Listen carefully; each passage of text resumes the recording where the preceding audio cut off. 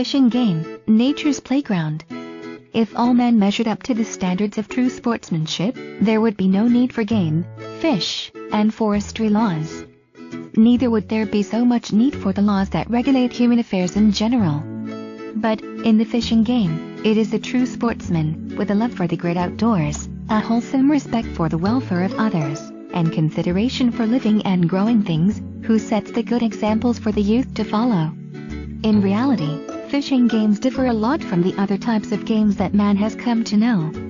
A fishing game is not a mere reflection of the activity itself but more of the love for fishing. In fishing games, the angler does not go hunting or fishing only to gain the privilege of boasting over slaughter or material gain. He loves the lightning-like flash of the trout, the leap of the bass or muskie, the tug on the line, the whir of the reel, the thrill of battle with some denizens of the deep, and the companionship of other true sportsmen. The concept of fishing games.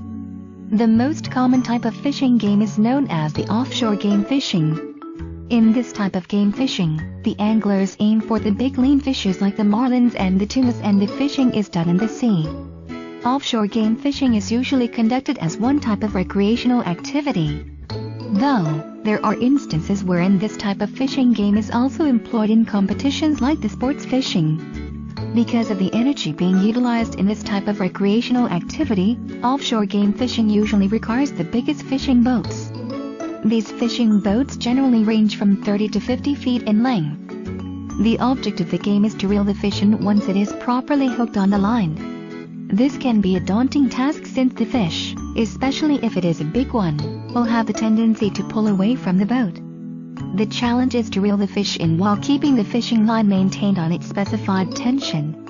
The fishing game is not more of a competition for a true angler.